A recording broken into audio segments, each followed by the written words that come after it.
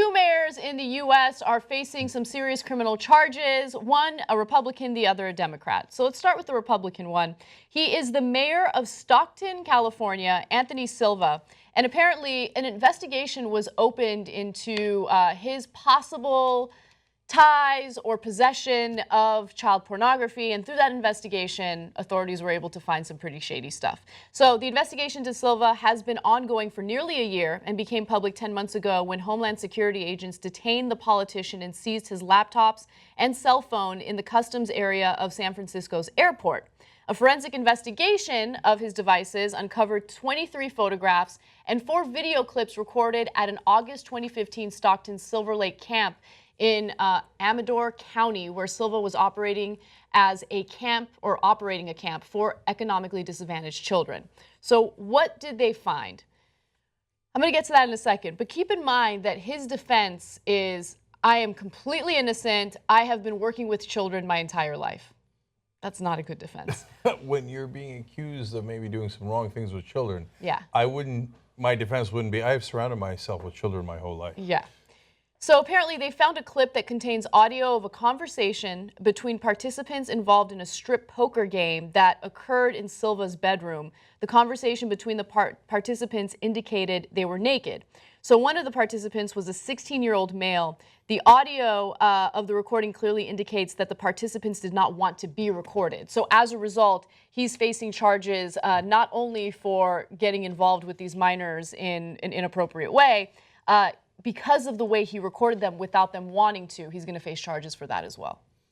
So in all these charges, I don't think that they made a case for child porn. I haven't seen any proof that he had child porn, but apparently what they did find is that he was supplying minors with alcohol, so delinquency of a minor, and he was engaging in some sort of naked strip poker game with underage individuals. And so he's apparently, so let me read this last part from Fox News. Another witness told investigators that Silva has cameras installed in his bedroom and at the Stockton Kids Club.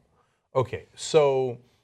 Where there's smoke, there's fire? Yeah, look, these guys, he claims, oh, this is to influence the election that's about to come up.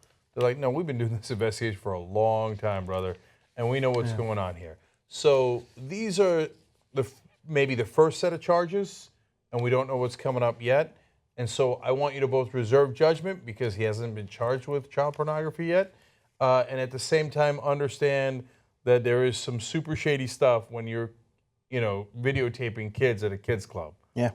So watch out. And playing strip poker with teenagers. I mean, I've never played strip poker before, but apparently it's a invigorating game and pretty long, no? The point of it is to get people naked.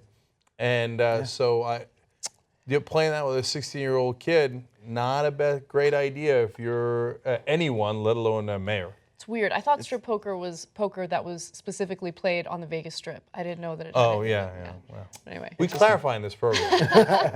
we bring all the news to you. That's what we're doing. But he's on the board of a lot of different boys and girls clubs and different organizations throughout the city of Stockton. Is he also volunteering at the local Catholic church or no? Yeah. So which brings us to J.R. Jackson. Yeah. I mean, it's the obvious point. Okay, he said, I've worked with children my whole life. I have summer camps all the time. Parents are not around. I love being around kids. I'm very comfortable around children, especially yours. These are all things that make me say, that's why I don't want them to run. I don't know. I like adults that are uncomfortable around kids, that don't like always being around kids. These are like warning signs to me. Like, you mentioned the Catholic Church. Priests, honey choir boys, only around me with no one else there. These are all like blaring signs. And maybe I'm the crazy one, but it's just... So J.R. has been saying this for a while. Disadvantaged kids on top of it. There's so many elements. The disadvantaged part. We talk about Sandusky from Penn State. Taking advantage he of works them, with disadvantaged kids, so like maybe they have a chance to say something. Yeah. So J.R. for a long time has been saying, watch out for people who want to take care of your kids. Okay. Now, I push back on that in that, look, there's wonderful people who want to take care of your kids, and they're genuine, et cetera. But in this day and age, when not that it happens more, but that we really found out the depths to which this happens, you really do have to be really careful, right? Because some people love kids, and that's why, like, in a great, genuine way, and that's why they're in that business. And And some people think target-rich environment. And, Yeah. and so one thing we've seen with predators in a lot of the sex cases, not just with kids, is who's powerless and how can I target them? Yeah. Because they won't be able to fight back well enough. You easiest saw it with Cosby. You saw it with Roger Ailes. He always picked on people who had the least amount of power, who were trying to get into the business. Nobody would believe. And then with Sandusky, and here we are, same fact pattern. Let me find disadvantaged kids, and I look like an angel for helping disadvantaged kids, and boom, nobody's going to believe them, and I've got power over them.